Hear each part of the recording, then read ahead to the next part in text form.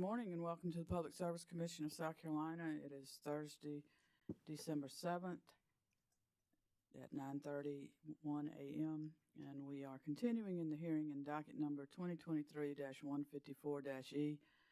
This proceeding concerns the 2023 Integrated Resource Plan filed by the South Carolina Public Service Authority, also known as Santee Cooper. Let's take a roll call of commissioners. With us virtually, we have Commissioner Urban, and present in the hearing room, we have Vice Chair Powers, Commissioner Thomas, Commissioner Carolee Williams, Commissioner Caston, and Chair Belser. And this morning, we are continuing with intervener witnesses, and we are on the Santee Cooper Industrial Customer Group. Mr. Elliott is recognized. Yes, ma'am. Thank you. The Santee Cooper Industrial Customer Group will call Jeffrey Pollock. Mr. Pollock, if you would raise your right hand. Do you solemnly swear or affirm that the testimony you're about to give will be the truth, the whole truth, and nothing but the truth? Yes, I do. Mr. Pollock, would you please state and spell your name? Jeffrey, Jeffrey, Pollock, Pollock.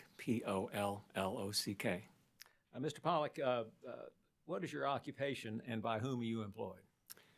So I'm a consultant in the field of public utility regulation. I'm president of J. Pollock Incorporated.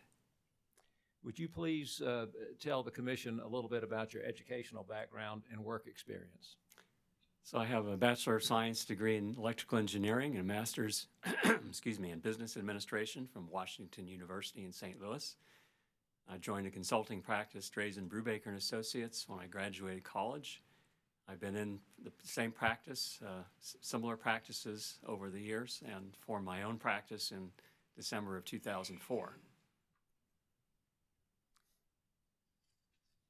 Would you explain to the commission a little bit about your history in a wide range of consulting assignments? So during my career of almost 49 years now, I have participated in numerous regulatory proceedings, rate cases, rulemaking cases, cost recovery clause cases, resource planning cases, and so on, in a number of states across the country. And have dealt with a wide range of issues, particularly the issues that come up in proceedings like this, as well as in general rate cases and rulemaking and certificates of convenience and necessity cases. All right. Would you describe J. Pollock Incorporated a little bit for us? So we're a group of about six people that have been with me now in practice for the last dozen or so years. We do work, as I said, in both all aspects of utility regulation, including revenue requirements, cost of service, resource planning, and so on. Excellent. And while the record would reflect that you've testified in a large number of jurisdictions, is this your first appearance before the South Carolina Public Service Commission? It is, yes. It's a pleasure to make your acquaintance. Welcome. Now, Mr. Pollock, did you cause to be prepared and pre-filed with this commission 10 pages of direct testimony? Yes. Have you had an opportunity to review your testimony prior to your appearance here this morning? Yes. Do you have any corrections, revisions, or changes to your pre-filed direct testimony? No. If I ask you those same questions again this morning, would your answers be the same? Yes. Madam Chair, we'd move Mr. Pollock's 10 pages of direct testimony into the record as if given orally from the stand.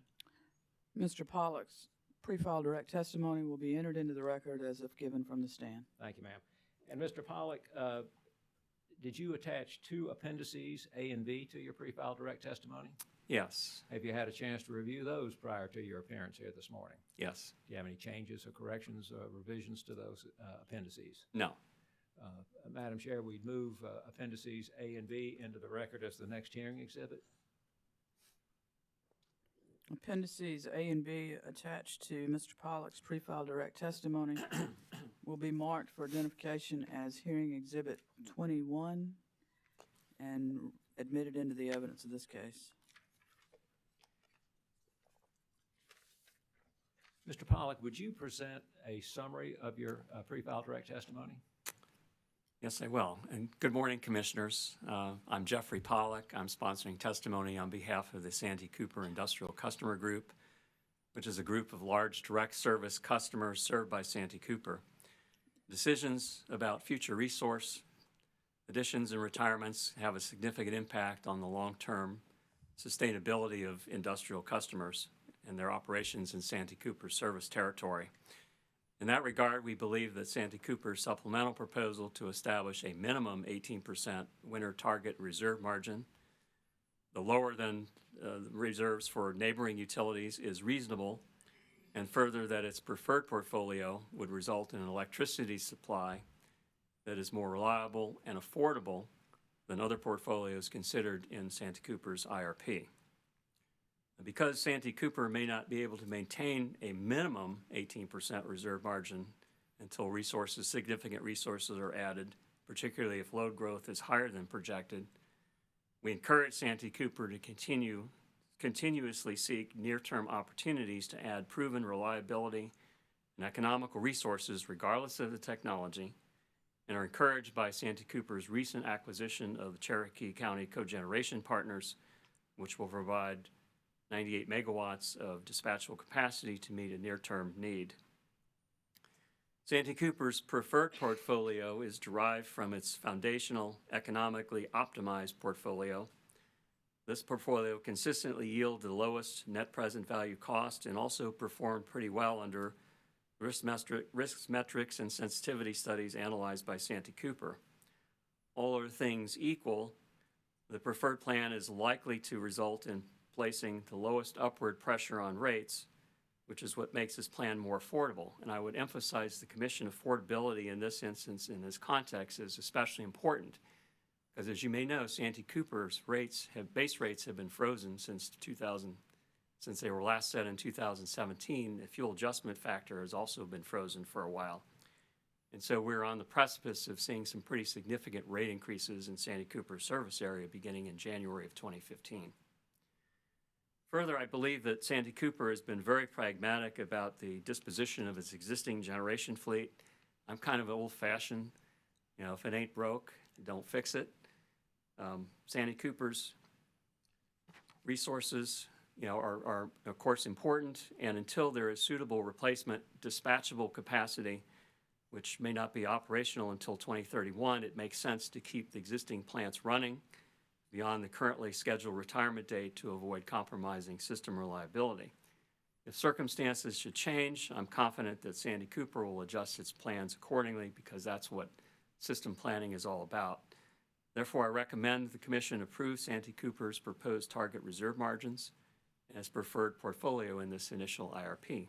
Thank you very much for your attention. Thank you, Mr. Pollack. Please answer any questions Council or the Commission may have.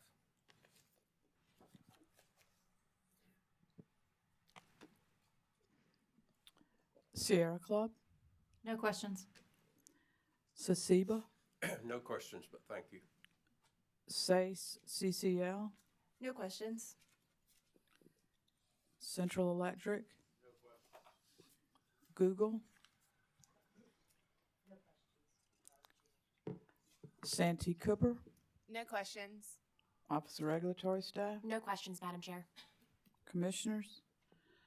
Mr. Pollack, I have one clarification, if I may. I believe in your summary, when you were talking about the freeze on Santee Cooper's rates, that you indicated that there might be significant rate increases beginning in January 2015, 2025, I should have said. 2025. I kind of dated myself a little bit. That's okay. I just want to make sure Sure. that we were okay on that. Thank you. Thank you.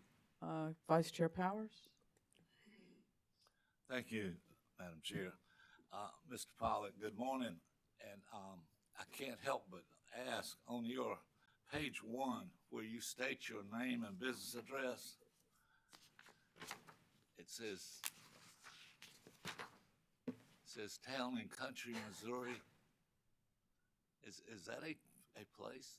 Yes, it may seem somewhat confusing, but yeah, Town and Country is a municipality of West St. Louis County. Okay. And where is it? What's it near? What's it near? So, you've been to St. Louis? Yeah. So it's I would say it's the corridor of Interstate 64 and Highway 141.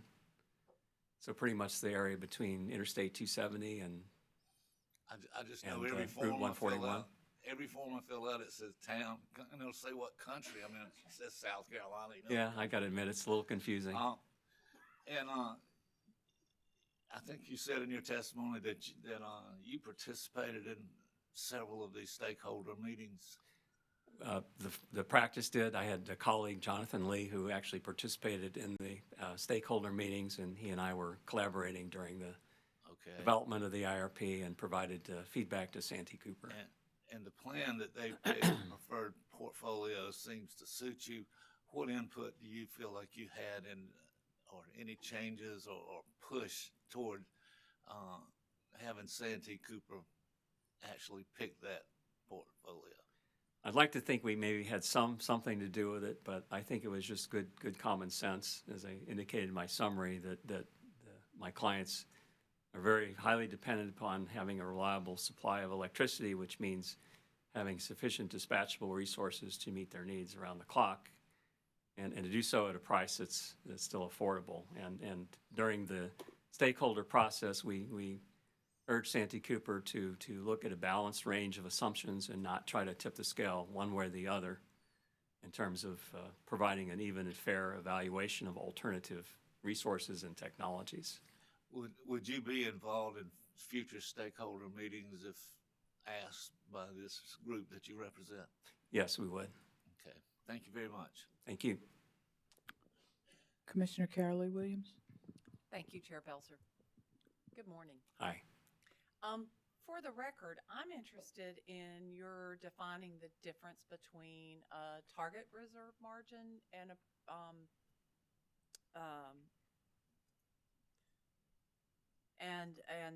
projected reserve margin. So a target is a goal to try to achieve, and I said it's a kind of a minimum. So they're trying to achieve a minimum target reserve margin. Obviously, in the real world, you never are going to achieve that exactly because generation capacity and load changes from time to time, and plant additions are lumpy and load growth can vary, of course. So your actual reserve margin is very much likely to differ from your target minimum, but you always want to make sure that you have a sufficient cushion above your minimum because you never know what could happen, like Winter Storm Elliott. Thank you. And this is more of a curiosity question, but on page 3 to 4 of your testimony, you identify a number of southern utility companies, and Florida has a 20% target reserve margin. Seems uniformly. Is there a story there? There is actually a story there. It goes back, I think, to 1993, and I think that then the chairman of the commission, I think William Cressy, was very concerned about system reliability and had a series of meetings that led to the investor-owned utilities kind of informally adopting a 20% target reserve margin for the Florida Peninsula on the theory that when you look at Florida, it's a peninsula. And when you have a peninsula, the incoming lines, there's limited capacity to be able to import into a peninsula, and Florida had some reliability issues with hurricanes and things like that, outages of lines, and so they wanted to make sure that they built higher than that was a standard at the time, which was more like 15%. And so they adopted a little higher standard. It's not a formal standard adopted by the commission, but it is a standard that the utilities have adhered to since the early 1990s.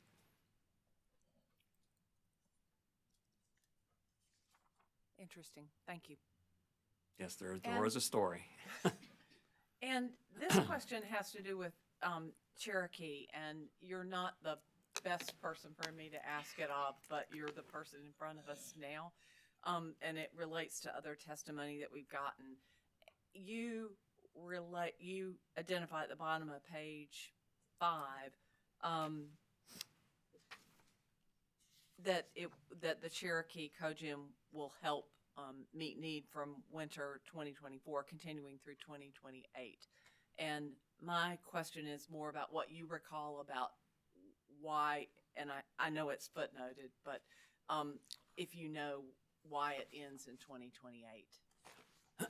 Yeah, I don't know quite the history behind that, so I would assume that that was the initial term that they wanted to commit to, and that's always something that can change. I mean, it's also an older resource, so, but it's there to meet the need, and that was the time frame that it had the greatest need for that additional resource. Thank you. No further questions. Thank you. Commissioner Thomas? Thank you. Good morning. Good morning. So did you by chance hear the exchange that I had yesterday with the Google witness?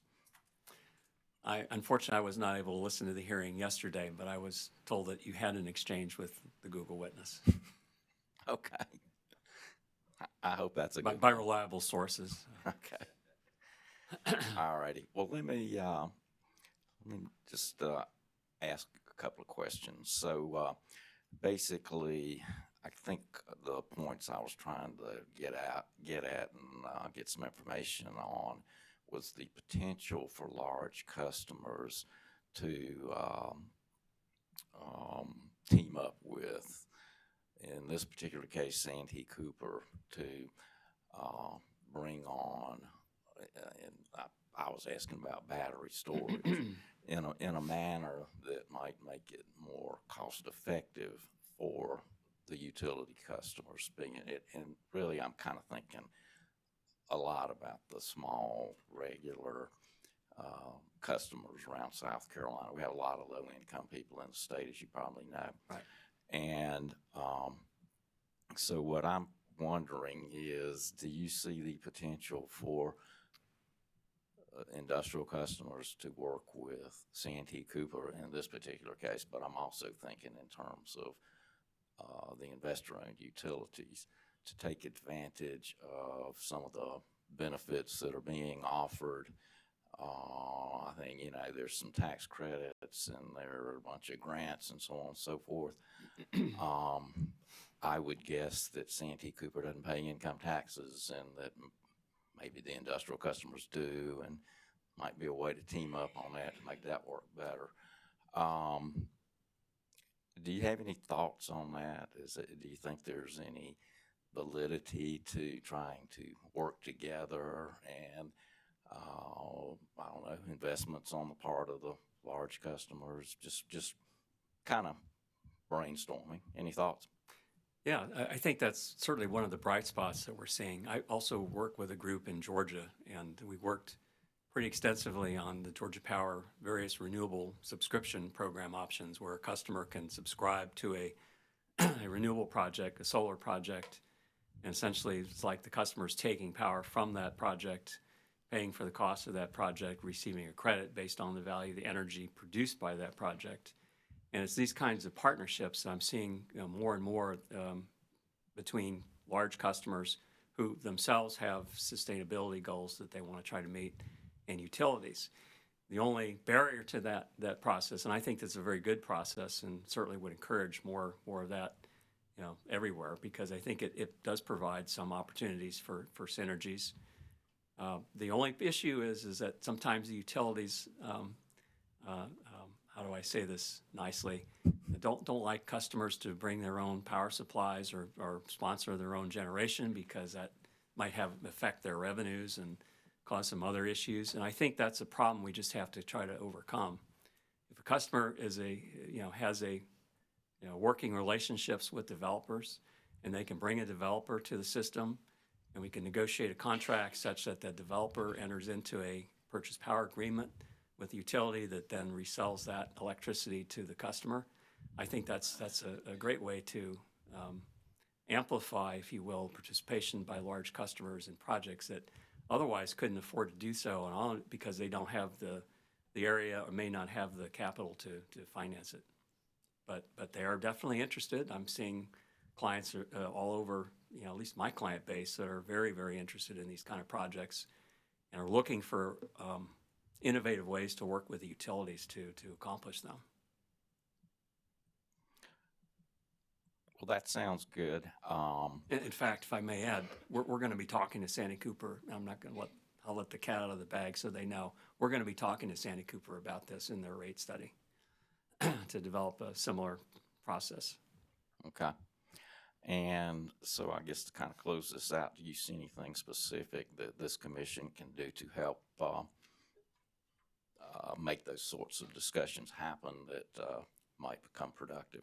I think the biggest role the commission can play, and certainly the commission working with the legislature, is to lower the barriers to be able to allow customers to bring projects to the system and to allow the utilities to develop projects and be able to resell the output of those projects directly to customers. I think to the extent you can establish those connections, I think you'll find that there'll be some pretty significant, takers. Okay. So I guess that brings one point to my mind. In South Carolina, the commission can't really have influence on legislation. We have to stay separate and apart from that process. So it would be up to others to do that. And but I think it's a good idea for others to do that. I think if you add your voice to the conversation, I think it'll certainly have some effect because you're on the front lines. All right. Thank you, sir. Appreciate your input. Thank you. Thank you, Commissioner. Vice Chair Powers? One question I really forgot to ask. Looking at your resume, you have worked pretty much all over the place for quite a while. Do you see a demand from industry seeking clean power when they move into an area, or is that part of a decision that companies that you represent or like Google or other companies are looking for from power utilities? So let me describe it this way, Commissioner. A client told me that the things that they look at to locate in a service area, it's like a three-legged stool. The one leg of the stool is reliability. The second leg of the stool is affordability. And the third leg of the stool nowadays is the access to clean energy, or be able to obtain their sustainability goals. And each of those things are equally important. You can't emphasize one leg of the stool and not emphasize the other two legs, otherwise the stool doesn't sit flat. So it's got to be a flat three-legged stool, but all three things are essential. Now, are you going to be able to accomplish all three at the same time? Well, reliability and affordability are essential. Got to have that. Otherwise, you don't have any industry to, they'll be around to provide the jobs. But that saying, if you can provide the reliability and affordability and a more clean energy supply, then I think that kind of completes the picture. So no four-legged stool. No, just three. Thank you. Commissioner Caston? Thank you, Madam Chair, and good morning, Mr. Pollock. Good morning.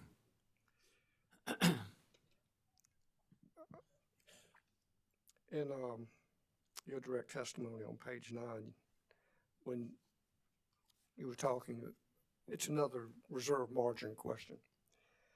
And you basically say you support, even though Astrape Consulting study supports a 1 or TRM closer to 18, the increase from 12 to 17 is significant and it moves in the right direction. And of course, 18 is what they've agreed to. Yes. I'm assuming that 18% you're okay with, or? Yes, I mean, we're starting at 12, so 18 is definitely a big improvement, yes. When you say moving in the right direction and considering the table you had with the southeastern utilities that were in the 20-21%, is 18%, in your opinion, high enough? Not necessarily. I mean, every utility has different issues, and the reserve margin is a function of a number of different, moving parts. Type of generation you have, the load, how weather sensitive the load is, the outage rates of plants, and so on. And so it's not at all surprising that utilities will have different reserve margins, because they're not all utilities are different. They have different operating systems, different customers, different sensitivities to weather, and so on. back in the day, 18% would be high. The normal rule of thumb was 15%. And then it went down to maybe 12%. But now that we're seeing the effects of new resources being added to the grid and the accelerated retirement of dispatchable capacity, we're seeing those reserve margins having to increase to recognize those realities. And kind of hone in on that a little bit. Why do you believe, or why are you saying that traditional reserve margins are climbing? So as the systems got more reliable and technology improved, and essentially is all dispatchable resources, the systems were able to get by with a lot less reserve capacity. Now with the load having grown significantly and with probably more growth in the winter load than summer load, and with the addition of I'll call non-dispatchable resources that don't always produce power evenly throughout the year, particularly during the winter peak periods, that's forced a sea change in terms of the planning process. And now utilities are putting greater emphasis on the winter months and having to have a higher percentage reserve margin over their projected winter peak than they had previously. Okay. And I guess kind of going from page 9 to 10, when asked about do you conclude Santee Cooper's preferred portfolio would provide a more affordable supply of electricity? And at the bottom of the page, you say the EOP, which was the economically optimized portfolio. I thought I'd remember it, and I forgot it. There's too many acronyms in this business. Consistently yielded the lowest present value cost, and it also performed well under the metrics analyzed by Santee Cooper. Yes. Then you go on to say on lines 1 through 5, the OP yielded the lowest NPV cost in all but one of the sensitivities considered. All things equal, portfolio with the lowest NPV cost is likely to result in the lowest upward pressure in rates, which determines affordability. Yes. Then you say in the last sentence, the other foundational portfolios, by contrast, are mainly policy driven, and they do not give ample priority to affordability. As I read all of that, on the one hand, I think I understand it, but I don't know that I've really heard it stated like that before, and I kind of was going to ask you if you could elaborate on that. What do you mean by, I guess, all things equal, and then other foundational portfolios, by contrast, are mainly policy-driven? So back to the three-legged stool, right? What's the first leg is reliability. What provides reliability? It's having enough dispatchable resource in order to meet demand when it arises. The preferred portfolio emphasizes that over the other portfolios in the sense that it maintains existing amount of dispatchable capacity as the system is growing while incorporating additional non-dispatchable capacity to provide, the third leg of the stool, the clean energy part of the stool. But it's like I said, it's keeping the existing units in operation longer, recognizing that it's going to take a while to provide something that will replace them functionally. When I say replace them functionally, I mean, so when you look at WINYA, it provides dispatchable capacity. When WINYA retires, it needs to be replaced by something that provides the equivalent amount of dispatchability. Otherwise, you're going to lose that first leg of the stool. And so until we find a resource that can provide, or resources or combination of resources that can make that reliability part of the stool still work, it makes sense. And like I said, I'm an old-fashioned guy. If it ain't broke, don't fix it. It makes sense to keep the plant running longer than it would otherwise be economical to run, just on pure economics. I've heard that three-legged stool analogy used in many different things, total quality management, when folks Yes. were looking at improving businesses and different things. So you're saying that those are the three legs, but one's not necessarily more important than the other, but the one that you might make more important than the other, is that the policy decision? Going in, you've got, the three legs, and what you don't want to do going forward is do anything that would shorten one of those legs, because then the stool tips over. So you have to make sure that when you plan your resources going forward, that you're always paying attention to all three things. Okay, I get that. But from Keep the stool as level as you can. That's so they're emphasizing, we're not putting one thing, a policy decision, over the necessity of maintaining a reliable and affordable system. Okay, I get it. I think I understand that. And from the utilities perspective, they have their role and certainly comply with the statutes. Yes. We have ours, which is comply with the statutes. We don't set, legislators sets policy and makes laws here, right? Yes. Okay. Well, good. I appreciate you explaining that further. Thank you very much, and I have no more questions. Thank you. Commissioners, anything further for this witness? Madam Chair, Commissioner Irvin? thank you. It's good to have you with us today, and I appreciate your perspective.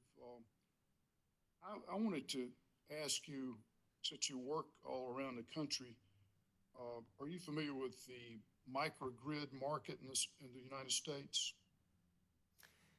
I have maybe a very limited knowledge of that. I mean, I understand the concept of microgrids, but I don't have really a lot of in-depth knowledge or experience. I understand. Well, perhaps you could answer this question. It's my understanding that the U.S. microgrid market reached about 10 gigawatts in 2022, and there's already plans for further expansion, according to Wood Mackenzie, which is you familiar with Wood Mackenzie? Yes, I've definitely heard of them. Okay. So would you describe the concept of a microgrid? What exactly can they offer businesses that want to participate?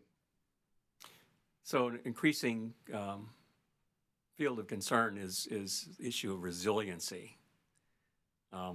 Businesses don't like to have the power go out, obviously. Nobody likes to have the power go out. And so the thought behind having a kind of an independent grid, if you will, or a grid that's maybe somewhat connected to the main grid, but has kind of its own supply, as I view it, is a way for customers to try to achieve a more resilient power supply than perhaps is currently being supplied by the utility. Right, and so that takes care of the resiliency leg of the stool. Let's talk about affordability.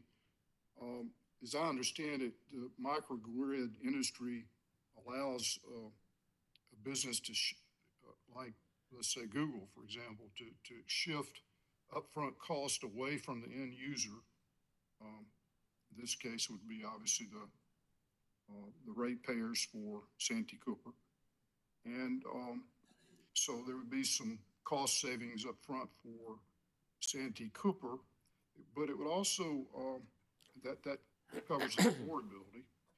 And I'm just wondering if you see opportunities under the Inflation Reduction Act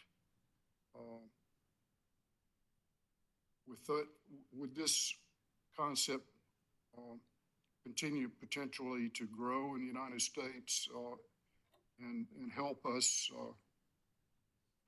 in terms of these winter outages and unexpected grid problems that we've been seeing in the winter peaking? Yeah, I wasn't fully tracking your question, Commissioner, and I apologize if I may misunderstood it, but I think the issue of resiliency is not just something that the customer should try to undertake, but I think it's also the responsibility of the utility to work with the customer to try to develop a more resiliency supply. And I'm not suggesting that the customer doesn't have a significant role. They could if they have the technical means. The problem we want to avoid is to make sure that if we don't have all these independent microgrids, that the utility doesn't know how to exactly plan its distribution system in the right way, and that could cause some issues with other customers that aren't on the microgrid. So whatever develops from customers that are wanting to do that type of resiliency investment, we call it, make sure that it's done in a way that doesn't jeopardize the resiliency of the system overall. I'm not for or against it. I'm just saying that you need to take all the issues into account to make sure that you're not, helping solve one problem and creating other problems. That's a good point and legitimate concern. I'm just wondering, it seems to me like it's like a mega demand-side management tool that could be used, in a way that could meet a peak in demand by having an agreement, say, between Google and Santee Cooper that if they ran into an outage situation, the microgrid could switch over and provide a bridge for a loss of capacity. Does that make sense? It could. My understanding of data centers is they generally have a pretty large backup supply anyway, and so because they have to run 24/7 constantly. And I'm not familiar with the Google facility here in South Carolina, but I understand that most data centers already have a pretty extensive backup system. Now, how that might play into microgrids, I don't have any firsthand knowledge. Thank you. Those are all the questions I have. Thank you, Commissioner. Good morning, Mr. Pollock. Good morning. Thank you for being here. Thank you, Chair Belzer.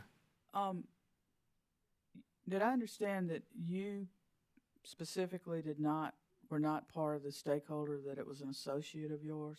I had an associate that listened to the discussions, and we would exchange notes and memos and talk about the discussions, and he or we would provide feedback to Santee Cooper. Okay, and I was just curious as to, do you have an opinion on the effectiveness of the stakeholder group? Well, based on, and we've been in these processes in other jurisdictions, and I think in this case, I think the stakeholder sessions were pretty effective. I think Santee Cooper did some really outstanding presentations. I think I was more pleased with the responses to feedback. The responses from Santee to our Cooper. feedback. We would submit questions. They would respond if we needed to talk to them more about trying to clarify certain aspects of their proposal or to clarify certain concerns that we had. They were very responsive and put the right people together, and we were able to resolve a lot of our issues before we got to this filing. So you felt that the stakeholder process was helpful and beneficial? Very much so. I think working, with the utilities before a major filing like this is a very good process and a good benefit, because it tends to identify what the real issues are and gives the parties an opportunity to try to resolve them before they come before you. Thank you. Appreciate it. Trying to make your work a little easier. I appreciate that. Commissioners, anything further? Mr. Elliott, any redirect? No redirect, Madam Chair, and that's our case. Thank you, Mr. Elliott. Mr. Pollock, again, thank you for being here. Thank you for your testimony and your insights that you've shared with us. We appreciate it. And I appreciate your time and your attention. Thank you.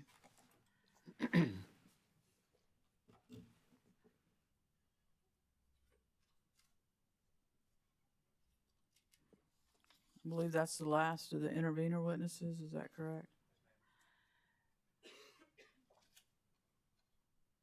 Office of Regulatory Staff. Thank you, Madam Chair. The Office of Regulatory Staff I'm would sorry. call... I'm sorry. That's okay, Madam Chair. The South Carolina Office of Regulatory Staff would call James Finley Salter to the stand.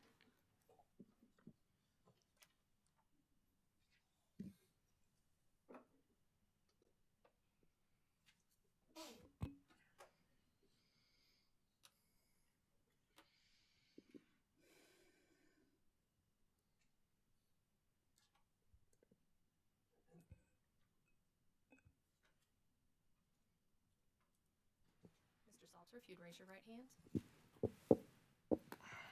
Do you solemnly swear or affirm that the testimony you're about to give will be the truth, the whole truth, and nothing but the truth? I do. Good morning, Mr. Salter. Good morning. Would you please state your full name for the record? James Findley Salter. And Mr. Salter, by whom are you employed and in what capacity? I'm employed by the South Carolina Office of Regulatory Staff as the Deputy Director of Energy Planning and Emerging Technology. And did you prepare or cause to be prepared under your direction 9 pages of direct testimony pre-filed in this docket on September 22nd, 2023? Yes, I did. Do you have any additions or revisions to your pre-filed direct testimony? No, I do not.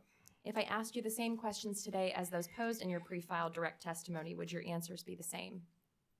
Yes, they would. Madam Chair, at this time, I would move that the pre-filed direct testimony of Mr. James Findley Salter be entered into the record of this case as if given orally from the stand. Mr. Salter's pre-filed direct testimony will be entered into the record as if given from the stand. Thank you, Madam Chair.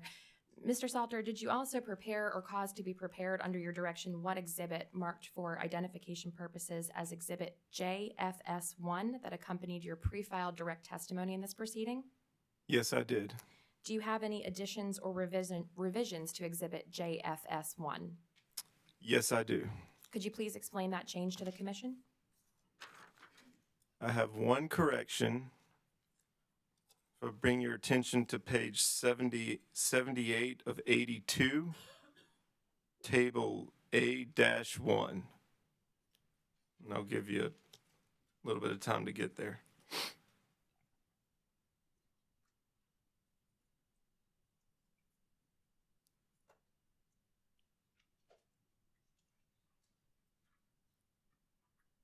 Is everybody there? Okay.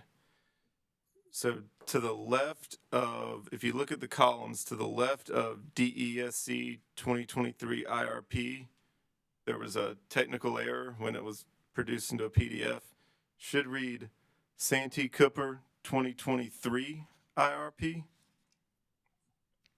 Immediately below that title, to the left, above the number 402, should read parentheses H dash class, close parentheses. To the right of that cell, above the number 230, should read parentheses F dash class, close parentheses. And Madam Chair, if it pleases the Commission, ORS will be filing an amended version of the report after we adjourn today. Thank you. Could you just give me was it Santee Cooper? What was the first correction you made there? Yes, ma'am. The first correction was Santee Cooper 2023 IRP. Thank you. Go ahead. Thank you. Madam Chair, I would move Exhibit JFS1 into the record of this case as the next hearing exhibit. Mr. Salter's pre-filed exhibit marked JFS1, as corrected here today, will be marked for identification as hearing exhibit 22 and received into the evidence of this case. Thank you, Madam Chair. Mr. Salter, have you prepared a summary of your pre-filed direct testimony for the Commission? Yes, I have. Would you please present that summary now? Good morning, Chair Belzer and members of the Commission. The ORS review, or my direct testimony summarizes the review performed by ORS and J. Kennedy and Associates regarding Santee Cooper's 2023 IRP, which may be found in my exhibit JFS1. The ORS review and report relied on the requirements provided in SC Code annotated 583740B1, in addition to the requirements specific to Santee Cooper in section 583740A4, as mandated by Act 90.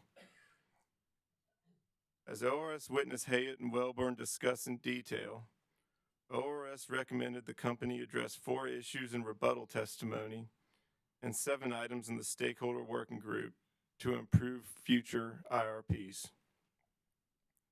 Specifically, Santee Cooper's preferred portfolio required further demonstration that the preferred portfolio is the most cost-effective and ratepayer risk has been appropriately mitigated, as Santee Cooper's IRP did not provide a reasonable set of portfolios with cost estimates that could be compared to the preferred portfolio.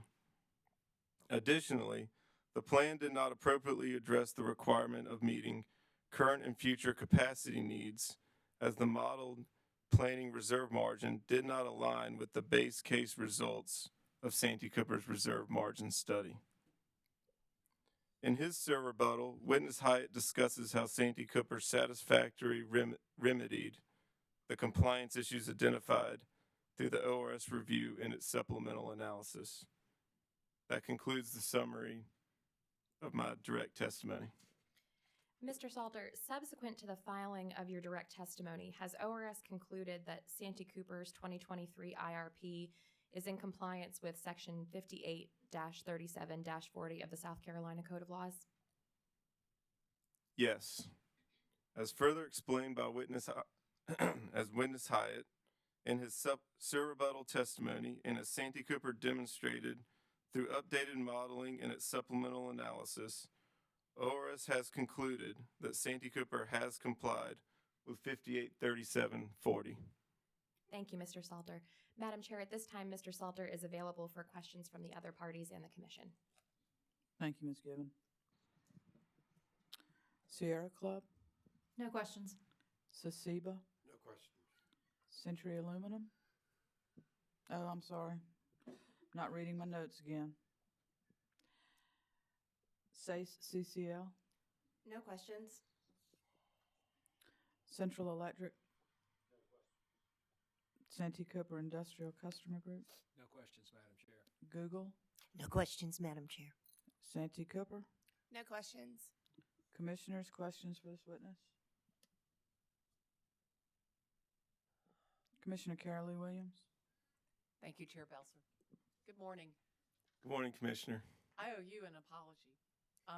I have been crediting witness Hyatt with the chart that emanated in your original testimony. So charts are good for me, and identifying, so I've raised his name many times when I should have been crediting your testimony that identified the various items and then the when they should be addressed. So. Well, that's okay. I believe we reproduced that in a couple of different testimonies just for clarity's sake. So I'm glad you're able to make use of it. Yeah, well, thank you. So I think I'll start there. So let's look at the chart. I'm looking at it with witness Hyatt's testimony. I think that it's clear where Santee Cooper has made adjustments and are meeting the 2023 IRP with the additions that they made with the addendum. So I want to draw your attention to the ones that are identified future IRP. Mm-hmm. And my question really is, can each of these be updated meaningfully in 2024?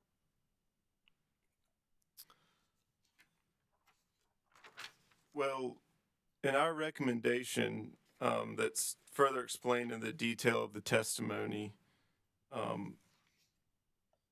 we state that, let me find it, for recommendations to improve future IRPs in the stakeholder working group, ORS recommends discussions begin at its earliest practical time after the Commission's order is issued, and the results of the stakeholder working group discussions be included in modeling no later than the 2026 comprehensive IRP. So our expectation that all of these will be addressed by the 2026 comprehensive IRP. If they are brought up in stakeholder working groups, addressed and incorporated in annual updates, that would meet our expectation as well. Does that answer your question? It does. So there are none that you would feel ought to be done by 2024? So there is one clarification to that statement, and that is E4. And I'll just read it to you. ORS recommends Santee Cooper discuss potential impacts of the EPA Section 111 proposed rule and the stakeholder working group and consider including a sensitivity scenario in the 2024 IRP update to address the proposed rule if it's adopted and not stayed.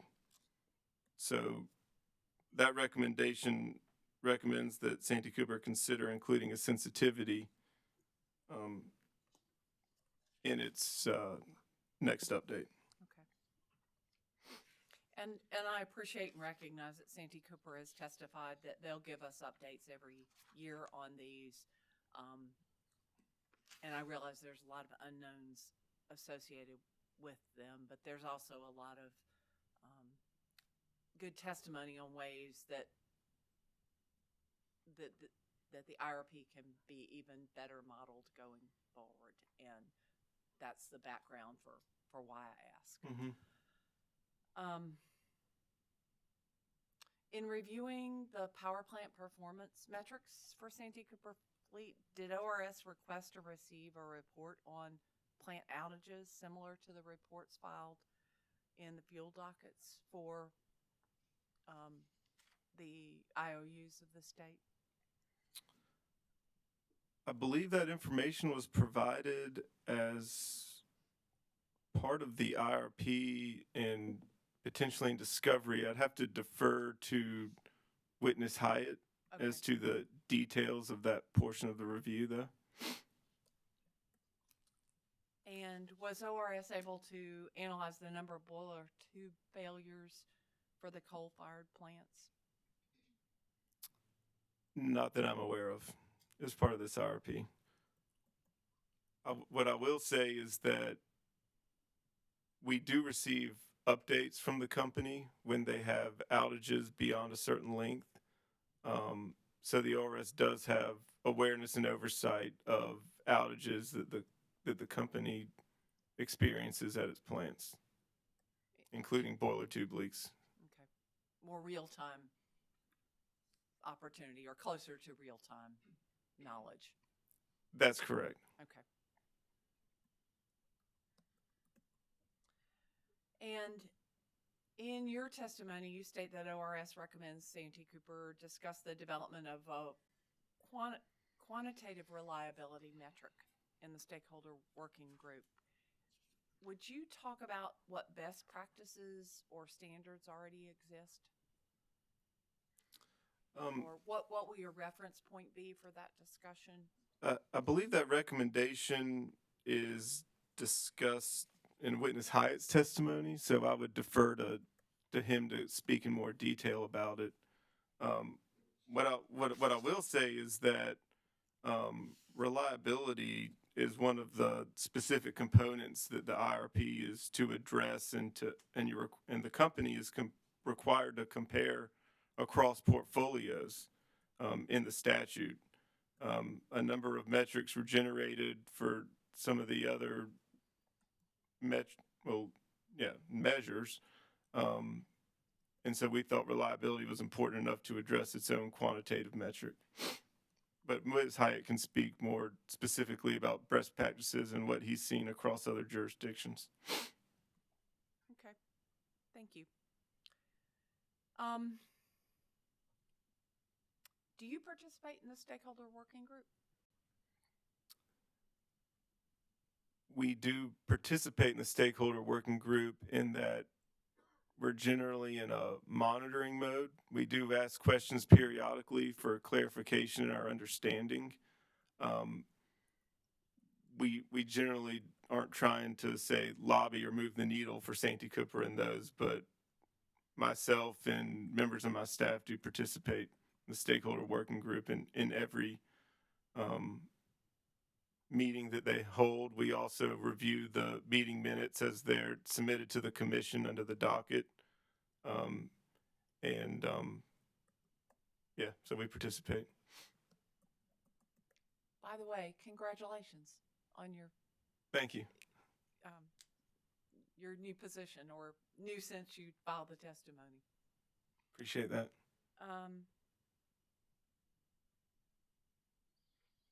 And I asked that related to some of the future IRP elements. I'm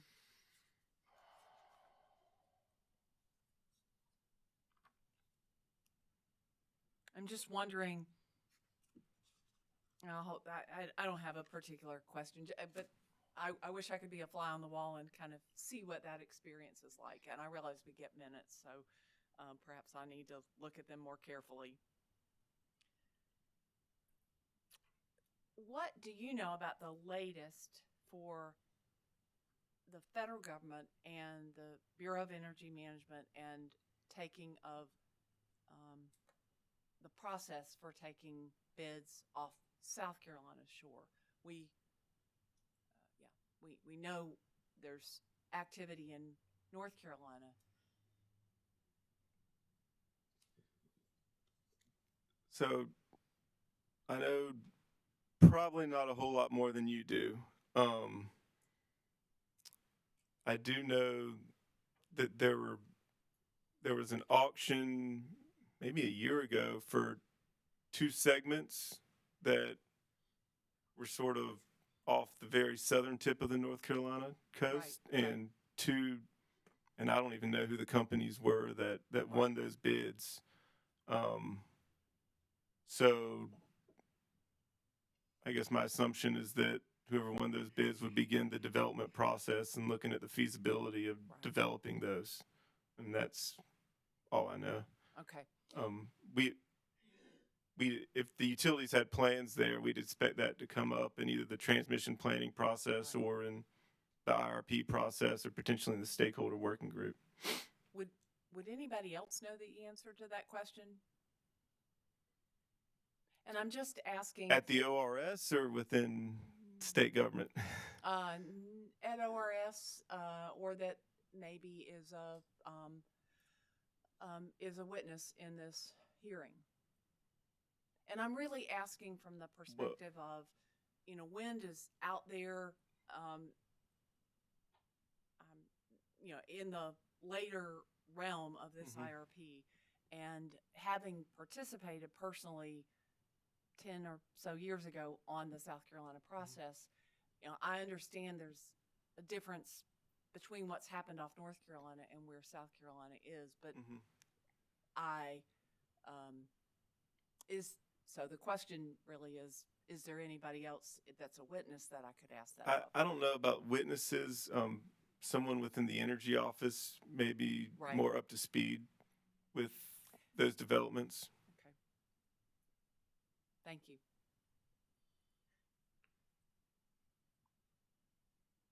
What's your perspective on the 300 megawatt target annually?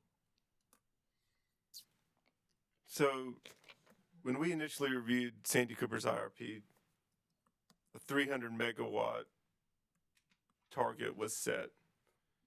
There was no justification given in the IRP as to what the basis of that was. So our recommendation was Santee Cooper provide a justification and a basis for the 300 megawatt target. In its rebuttal testimony and in its addendum to the IRP, Santee Cooper further explained the basis for that 300 megawatt target, and that satisfied our review as a proper justification. Our expectation of renewable targets like that is that after the company gains experience, performs further studies, as time goes on, potentially there may be an opportunity to check and adjust on those targets. But based on the basis provided by the company, we thought it was reasonable. Thank you.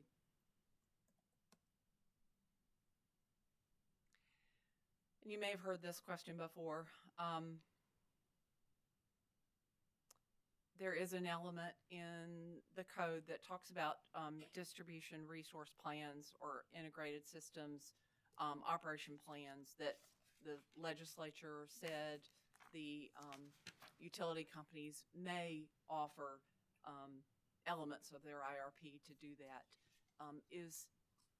And to date, I don't believe we've had any company that has included those. And I don't I'm not asking with a preconceived idea about them. The legislature said maybe, you know, that can be an element. As things are changing, is that something that ORS feels the companies ought to address? Is it something people are watching? So the ISOP process is generally integrated distribution planning. I did listen to the company's response to that question earlier in the hearing and thought it was fairly comprehensive. What we noted when we reviewed the IRP was that there is, when they did their distribution forecasting, the company did include forecasts specifically for electric vehicles and for rooftop solar photovoltaic installations that influence their distribution forecast. As far as incorporating integrated systems operation planning into future IRPs, I think there's opportunities sort of discuss that in the stakeholder working groups, where I think there's a lot of smart people that can bring feedback on what the current state of the art is of that process. As my understanding is that, as you alluded to, it's fairly, I guess, nascent. I mean, I've not seen it across, I think there's one utility that I've seen it used. In the state? Yes, ma'am. Do you recall which one? Duke Energy. Okay.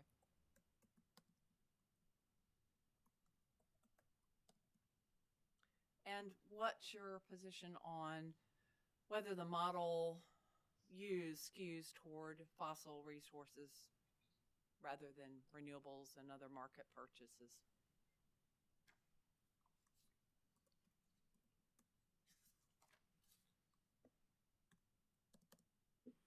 Our review found that, based on the further analysis that Santee Cooper did in its addendum to its IRP, and as described in rebuttal testimony, we found that Santee Cooper's plan was reasonable, and it balances a diverse level of resources. Thank you. I appreciate all those answers. Commissioners, further questions for this witness? Commissioner Thomas. Good morning. Good morning. Just have a couple of questions. So, in connection with trying to build the reserve margin, there was the provision in there that the company said that they might take advantage of, that when the municipal and off-system contracts come up for renewal, that they have the option to not renew. And I understand, you know, the need to have flexibility to try to build the reserve margin, but my thought there is that those entities, particularly the ones that are located in South Carolina, might end up being in, let's just call it a little bit worse position. And just the whole concept of the IRP trying to, serve the customers and industrial growth and all that. I just have some reservations about that, and just wondering if ORS has any particular thoughts about that and the impact on those customers. I mean, it's an indirect relationship for sure, but just wondering. Well, that generally wasn't a part of my review when we performed the IRP. But my understanding of the regulation is that Santee Cooper or any balancing authority is only obligated to serve customers within its balancing area authority. So the wholesale contracts that are commercial agreements that are made between two entities are that they're commercial agreements. So there are other, I would say there's other options if that were to transpire, but I don't want to that really wasn't part of my review. So hopefully that gives you some color. Okay, and there's one other thing that I'm curious about, and that is there were a number of solar contracts that were discussed, and I can't remember the numbers, but a lot of them fell through. And I mean, you know, they're talking about, again, building reserve margins and moving towards cleaner and all of that kind of stuff. Does ORS have any insight or anything you can say about that? You know, what's going on? Why are they not happening, I guess is my question. I cannot speak to any specific contract, and you know, we have oversight over the competitive procurement of renewable energy program. As I came and spoke to y'all before over that, but as far as the previous procurement, we really had no involvement with it. I thought it was really illustrative of what we heard earlier in the hearing about the situation that industry has been in over the past few years. If you think about the inflation supply pressures and the increase in interest rates. So I think we're seeing some challenges across industries relative to certain business plans, maybe not quite panning out with the higher interest rate environment. All right, thank you. That's all I have. Commissioners, further questions?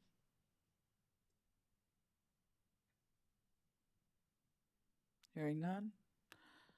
Chair Belzer. Commissioner Carolee Williams. Thank you.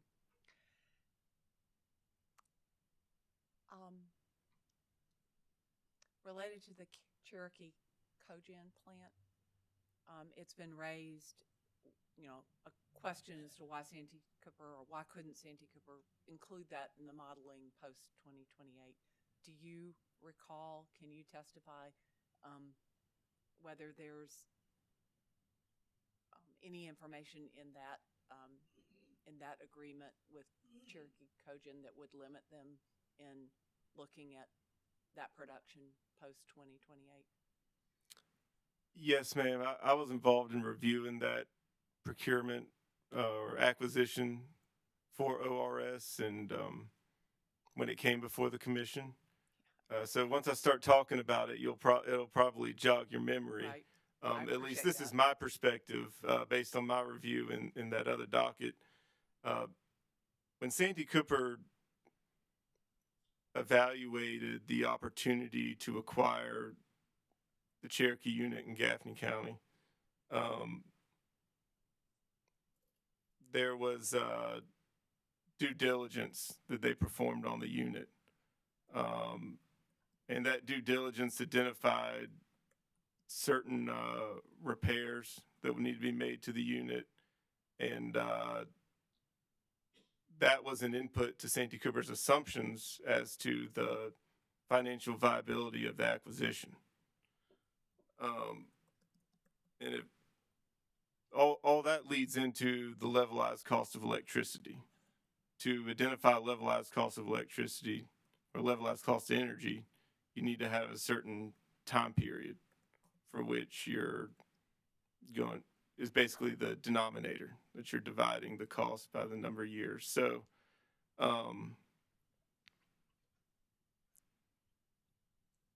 they only evaluated operating the unit to 2028 to justify the cost. So I expect Santee Cooper, as they get experience operating the unit, will perform additional assessments and determine what level of investment will be required in that unit to operate it beyond 2028. Does that make sense? It makes absolute sense.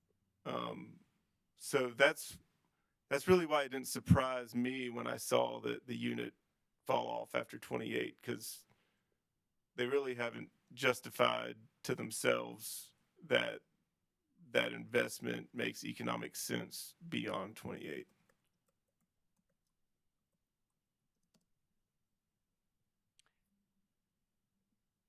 Thank you.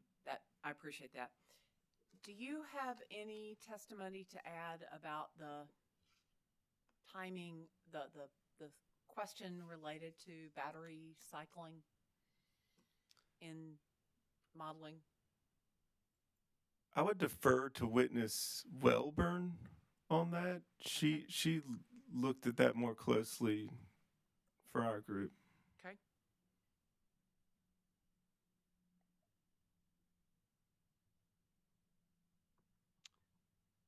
And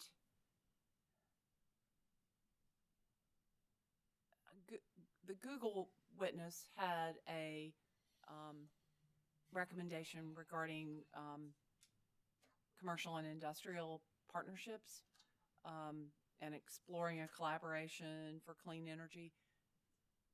Do you have any testimony or insight there? I did read that in the testimony and heard some of the discussions that's occurred today and yesterday. That really wasn't part of my review, though. So I really don't have anything to say about it. Thank you. I appreciate it. Thank you, Chair Belzer. No further questions. Thank you. Any further questions for this witness? Ms. Given, any redirect? No redirect, Madam Chair. Mr. Salter, thank you for your testimony today. Appreciate your appearance, and you may stand down. Can we take a quick 10-minute break, and then we come back with, are the next two witnesses going to be a panel or individual? They're individual, Madam Chair, because Okay. they're virtual. Okay, thank you. Thanks for the reminder. Let's take a 10-minute break. We'll be back at 10:54.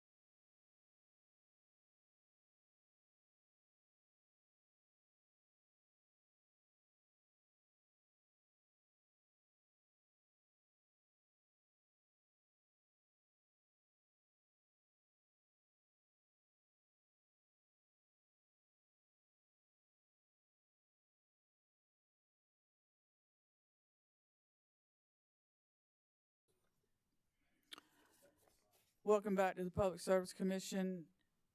As we continue with the hearing in docket 2023-154-E, we have 5 commissioner present and 1 is on the way. So we will get started with ORS witness, next witness, Mr. Torrey. Madam Chair, ORS calls Philip Hayett, who is appearing virtually. Mr. Hayett? Yes. Good morning. How are you today? Good morning, Madam Chairman. Mr. Hayett, I'm going to ask that you state your name for the record, please. Yes, my name is Philip Hayett. And I'm going to ask you to raise your right hand and let me deliver the oath. Do you solemnly affirm the testimony you're about to give will be the truth, the whole truth, and nothing but the truth? I do. Thank you. You may put your hand down, and Mr. Torrey, you're recognized. Thank you, Madam Chair. Good morning, Mr. Hayett. Good morning. By whom are you employed and in what capacity? I'm employed by J. Kennedy Associates, and I'm the vice president of the firm. And did you prepare or cause to be prepared 13 pages of direct testimony pre-filed in this proceeding on September 22nd, 2023? Yes, I did. Do you have any changes or corrections to your pre-filed direct testimony? I do not. If I asked you the same questions today that were posed within the pre-filed direct testimony, would your answers be the same? They would. Madam Chair, ORS would move that the pre-filed direct testimony of Philip Hayett be entered into the record as if given orally from the stand. Mr. Hayett's pre-filed direct testimony will be entered into the record as if given from the stand. Mr. Hayett, did you also prepare or cause to be prepared one exhibit marked as Exhibit PMH1 that accompanied your pre-filed direct testimony? Yes, I did. Do you have any changes or corrections to your exhibit? I do not. Madam Chair, ORS would move that Exhibit PMH1 be entered into the record as the next hearing exhibit. Mr. Hayett's pre-filed exhibit PMH1 will be marked for identification as hearing exhibit 23 and received into the evidence of this case. Mr. Hayett, did you also prepare or cause to be prepared 17 pages of surrebuttal testimony pre-filed in this proceeding on November 17th, 2023? Yes, I did. Do you have any changes or corrections to your pre-filed surrebuttal testimony? I do not. And if I asked you the same questions this morning that were posed within the pre-filed surrebuttal testimony, would your answers be the same? They would. Madam Chair, ORS would move that the pre-filed surrebuttal testimony of Philip Hayett be entered into the record as if given orally from the stand. Mr. Hayett's pre-filed surrebuttal testimony will be entered into the record as if given from the stand. Thank you. Mr. Hayett, did you prepare a summary of your pre-filed direct and surrebuttal testimonies? Yes, I did. Would you please give that now? Yes. Good morning, Chairman Belser and Commissioners. The purpose of my direct testimony was to provide additional context and support for the report entitled Review of Santee Cooper's 2023 Integrated Resource Plan that the Kennedy team prepared in collaboration with ORS. ORS's report assessed Santee Cooper's compliance with the statutory requirements of South Carolina Code 583740 as amended by Act 62 and more recently by Act 90. Act 90 included requirements specific to Santee Cooper, such as requiring Santee Cooper to include at least one portfolio that retires at Winyah Station by 2028 and meets a net zero carbon emissions goal by 2050, and to develop the IRP in consultation with the electric co-ops, including Central. While we found that Santee Cooper conducted a comprehensive IRP analysis that included detailed resource optimization modeling using the state-of-the-art Encompass tool, retained an appropriate set of consultants to perform a detailed set of analyses as expected in today's IRP studies, and complied with most statutory requirements, ORS identified a few deficiencies that led to recommendations concerning non-compliance issues, which ORS proposed to be addressed in this IRP. In the report, ORS discussed 11 recommendations for Santee Cooper to address. Of the 11, ORS proposed that Santee Cooper address 4 in its rebuttal testimony and 7 in the stakeholder working group process. I had responsibility for 3 recommendations to be addressed in this IRP and 4 recommendations to be addressed in the stakeholder working group. The purpose of my rebuttal testimony was to address the company's rebuttal testimony and discuss the resolution of ORS's recommendations. Table 1 of my rebuttal testimony contains a brief summary and the latest status of the ORS recommendations. In the following discussion, I will explain all of the ORS recommendations for which I was responsible, including A1, A2, D1, F1, F2, G1, and G2. And those numbers follow the table that can be found in my testimony as well as in the report. And I will address the ones that concern compliance issues first. Also, my associate, Ms. Wellborn, will discuss the other recommendations for which she was responsible.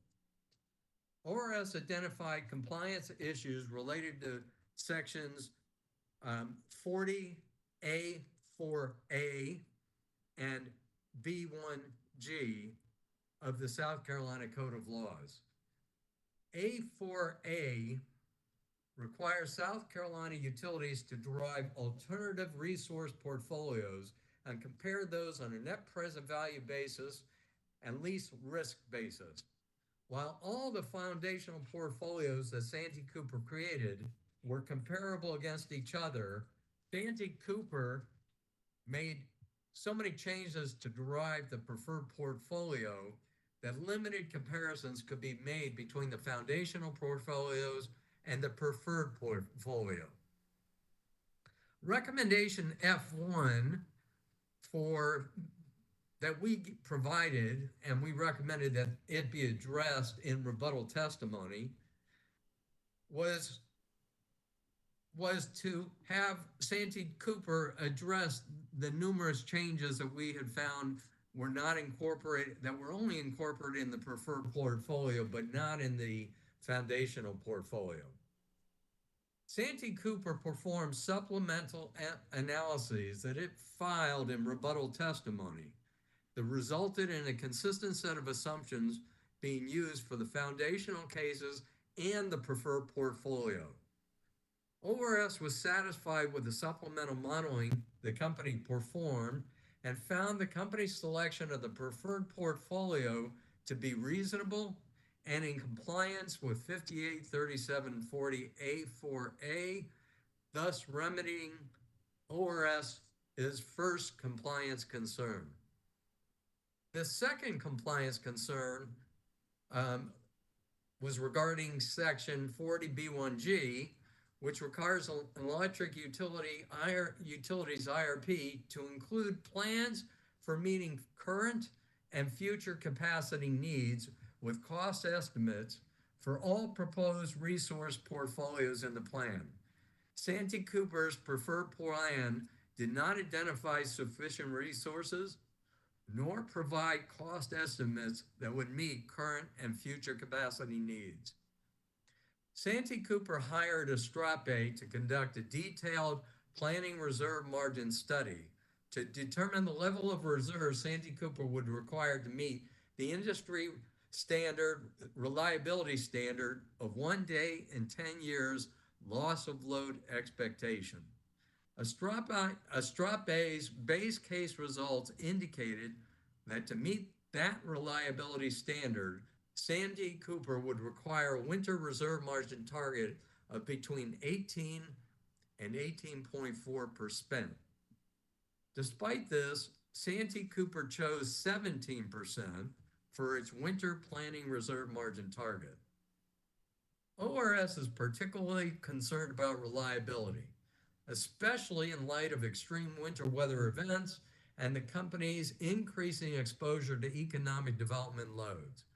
Recommendation A1 proposed Santee Cooper follow the industry standard practice and update the Encompass optimization modeling and rebuttal testimony to utilize an 18% winter reserve margin target. Santee Cooper provided supplemental modeling in the rebuttal testimony and used an 18% target. ORS was satisfied that this addressed recommendation A1. Recommendation A2 also addressed ORS's second compliance concern and related to the fact that Santee Cooper's initial preferred plan did not meet the planning reserve margin target until 2026, which presents reliability risks for Santee Cooper's customers in the short term. Santee Cooper's planning reserve margin target currently stands at approximately 12%, and Santee Cooper noted that it would take time to trend up to the 18% level. ORS acknowledged that it would take time to reach that level. However, recommendation A2 proposed Santee Cooper discuss in rebuttal testimony the steps it would take to mitigate reliability risk during 2023 to the 2026 period. This is especially important given Santee Cooper acknowledged that another 150 megawatts of firm economic development load has been confirmed by 2026 and was not included in this IRP. In rebuttal testimony, company witness Dembla discussed several actions that the company is taking, including acquiring a 98 megawatt existing combined cycle cogeneration facility, conducting an RFP for up to 1,000 megawatts of firm short-term capacity, and from that, finalizing agreements for 2 short-term PPAs for 250 megawatts from the Duke and Southern Company areas. Santee Cooper has secured rights for additional transmission capacity from those areas as well. To meet an 18% planning reserve margin target, Santee Cooper notes it will still need an additional 200 megawatts of capacity. And the options to address that include acquiring additional capacity through the RFP, moving some industrial customers to interruptible load tariffs, which Mr. Dembla informed in his summary of his testimony here at the commission during the hearing, that the interruptible load tariffs have been secured with those customers, as well as quickly being able to develop battery storage resources. And then also additional options include being able to upgrade the Rainy Combined Cycle Station. And we also heard previously from the company that there's also the possibility of being able to install mobile CTs, trailer-mounted CTs within their territory.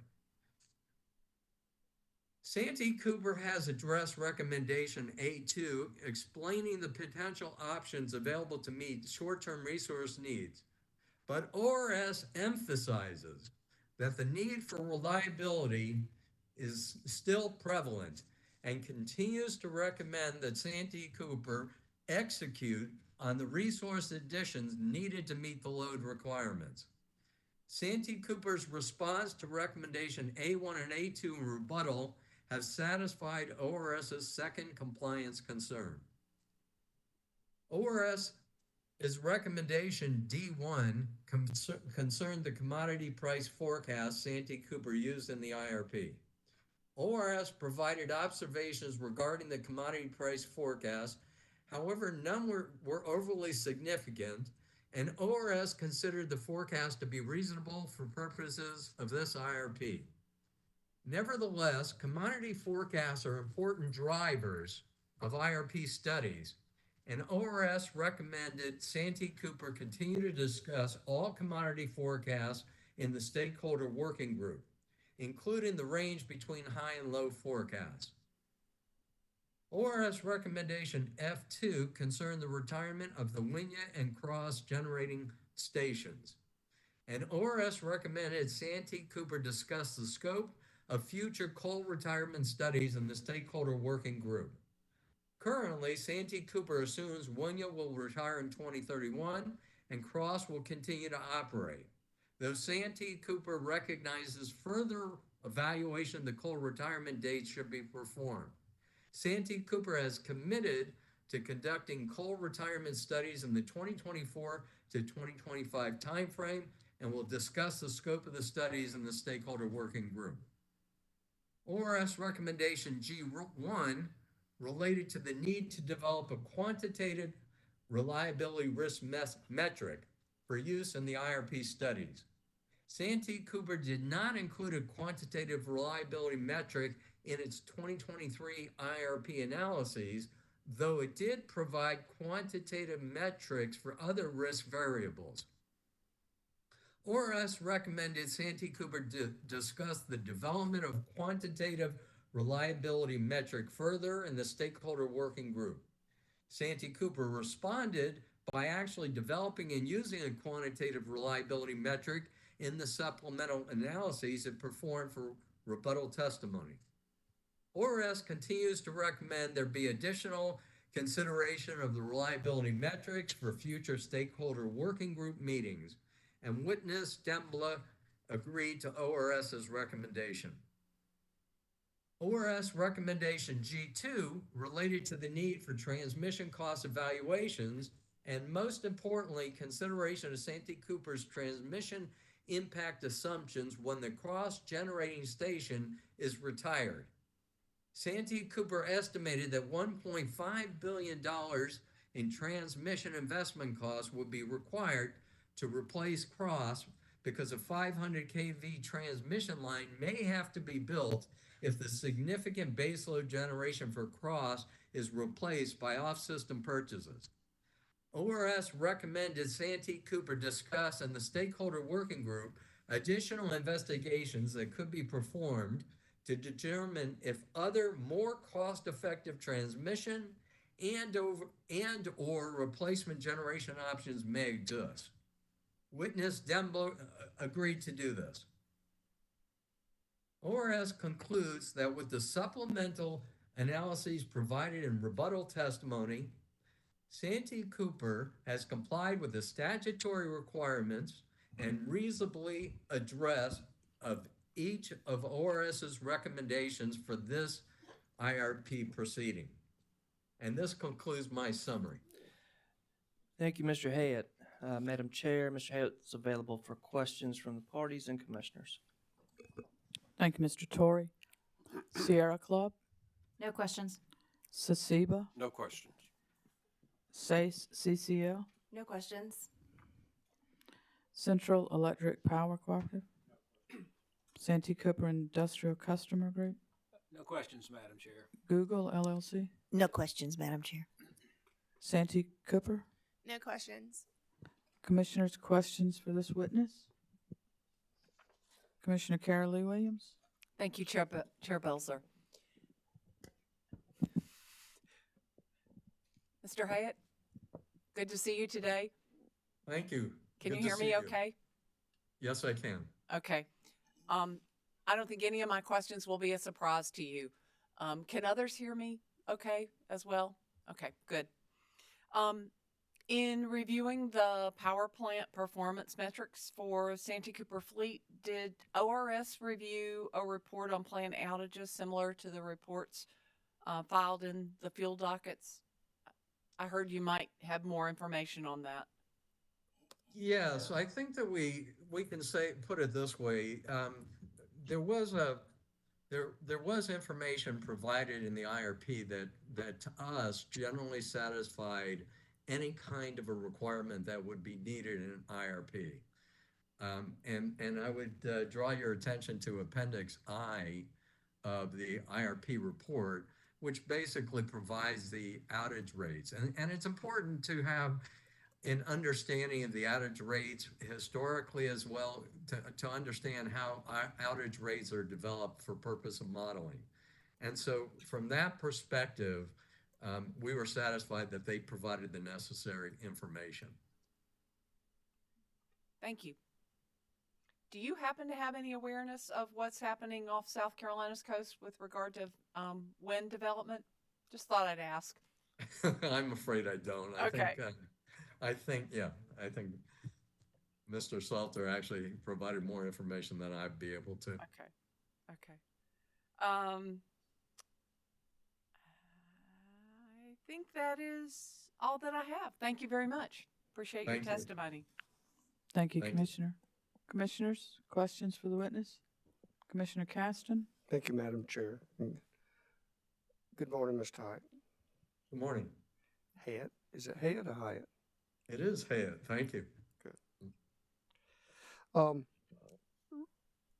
Relative to the planning reserve margin, in the Strape study, and I think you referenced that they show a small difference between 2026 and 2029, 18%, 2026, 18.4, I think, in 2029.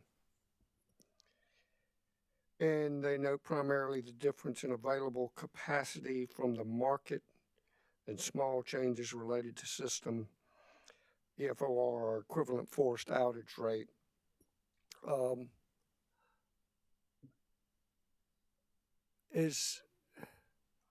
Are you comfortable with the 18%, or is that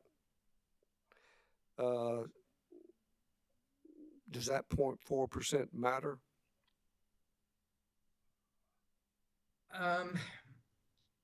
Commissioner Caston, you asked two questions, which I'd like to be able to answer both. One question is, are you comfortable? One question I take that you asked is, are you comfortable with 18% to begin with? And then the second question I think you asked is, does the 0.4% make much of a difference? And I'll start with the first, whether or not I'm comfortable with 18%. The answer is I'm absolutely more comfortable than where we started from, which the company started from, which was 17.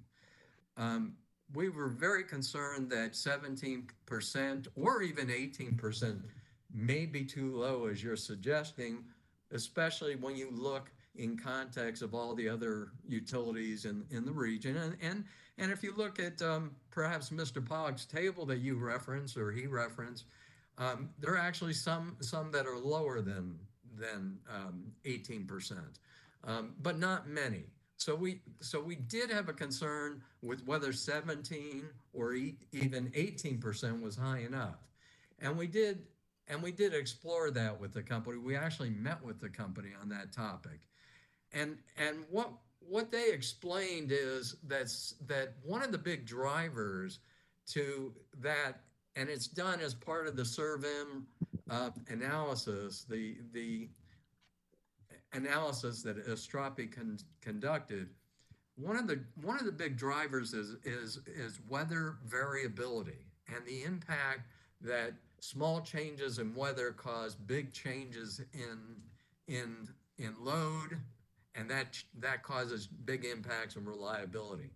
And as it turned out from the data, because they are data driven, from the data it turned out that Santee Cooper was had less of an impact with the small change in load, so the variability was smaller than some of the other utilities, and therefore it didn't drive up Santee Cooper's reserve margin into the 20%, 21%, 22% range.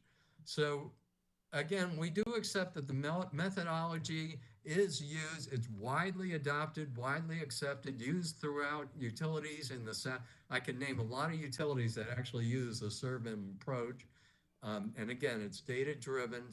And so in reviewing what they did and how they performed it, we satisfied ourselves that something in the range of 18% is reasonable, but we absolutely felt it important that they not go below the 18%. If that satisfies your curiosity on the 18%, I'll proceed to talk about the difference between 18 and 18.4. The 18.4 question, I think it's a small difference. I think we were content with if they got up to the 18, what likely is going to happen is that when they add resources, capacity is lumpy. You don't add a perfect amount of capacity that gets you to the exact minimum level. You'll always try to go over. If you set a target, that's a minimum, and you should not fall below. But typically what's going to happen is you'll go over and you'll wind up with being 18.5, 18.7, 19, sometimes 18.2. And that kind of satisfied our concern about whether it should be set to 18.4. Well, that was very helpful. Yes, thank you. And what you're saying is data-driven. Santee Cooper says it is, and that data-driven is part of the weather variability. And by that, do you mean literally it's, well, at least my experience has been the southern part of the state, southwestern part of the state just always seems to be a little warmer than the upstate. Is that the kind of weather variability thing you're talking about? I think it is. It may be because this is more of a winter period issue, and it may be actually a little bit warmer in areas that Santee Cooper serves. And therefore, when colder weather occurs and people adjust to that cold weather, the amount of electric demand that occurs as a result is perhaps lower than other utilities in the state. And the bottom line is then, based on their data-driven information and the review that ORS did through you guys, you're comfortable with the 18% right PRN. And again, I hope you'll understand, we took that issue very seriously. We looked at that at the start of the case as being one of the most important issues that could come up. We do take reliability seriously. We think that it should be an absolute minimum. We have no objection to them going higher. We recognize that there's an affordability question that comes up too. The higher you drive the reserve margin target, the more capacity you add, the more costs you're adding to your customers. So we absolutely think this is something that needs to be monitored and needs to be reviewed. But this company has to get there too. You've got to be very concerned about this company being at a 12% level right now and having to get to the 18% quickly. And they've shown us, and that was a second topic that we've taken seriously, which is to understand clearly what are the steps they're taking, how quickly are they acting, and are they being rigorous in their approach to execute, to add the resources. And we think they've spoken about it. They've shown that they are taking it seriously. But we got to, we recommend close monitoring of that issue. Good. And having heard your testimony and then read through your direct and Sarah Buttle, if I read it right and heard it right, all of your questions or concerns relative to the recommendations have been appropriately responded to by Santee Cooper, and you're satisfied with your recommendations being addressed. Yes, sir. I think that I just believe that our recommendations were reasonable for the utility to address. And I have to say there was not one thing that I don't think that they evaluated. We asked them, we had the main issues that we had revolved around reliability and also revolved around comparability. They could not really say that they met the statute completely because we were unable to compare results of the preferred plan with any of the foundational cases, and those were critical. Those were they developed expansion plans around each of the plans, and when they went into the process, if they did it right, legitimately, they didn't have a preconceived notion of what the outcome would be. So by the time you get to the end, you've got to be able to have a way that shows you've compared a set of structured analyses, and they couldn't do it because they made so many changes to get to the preferred portfolio adjusted.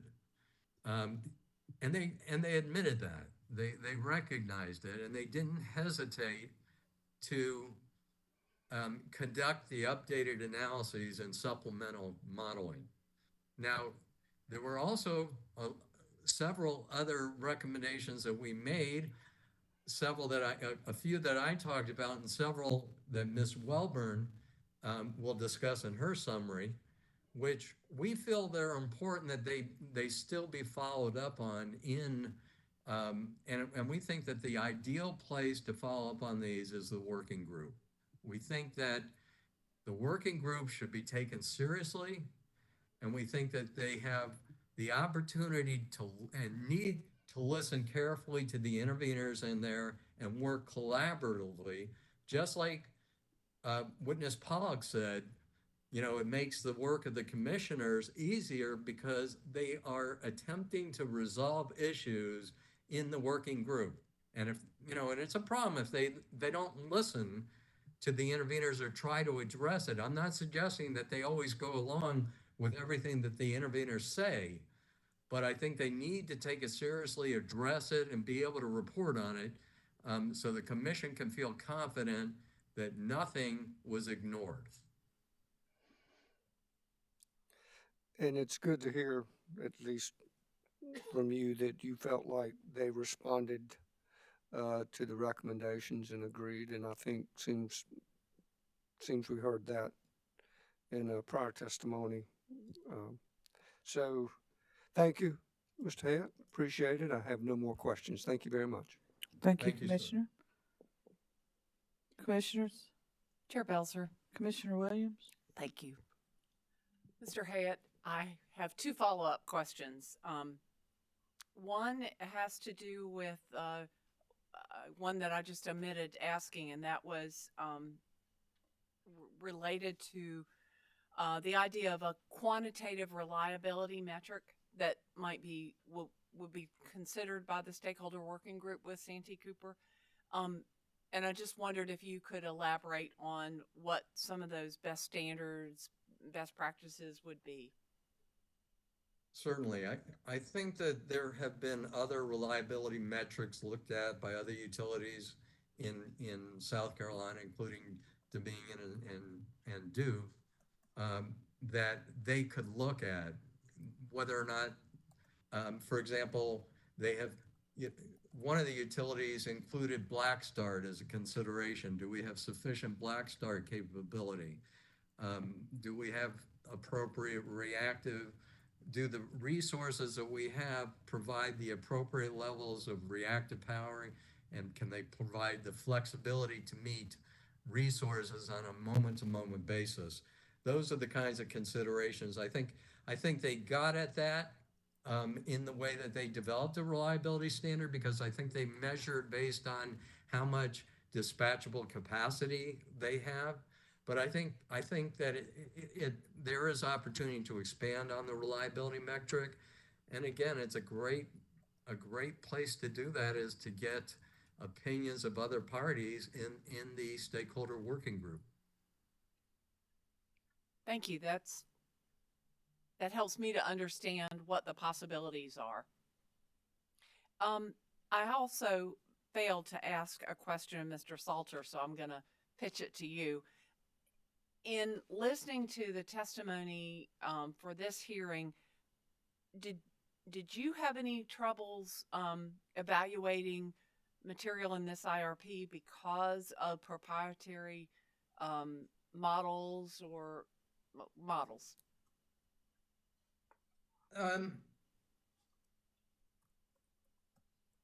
We did not have problems or consider it to be as significant of a problem because I think the issue came up with the use of the teapot model and whether or not you're actually able to run the teapot model.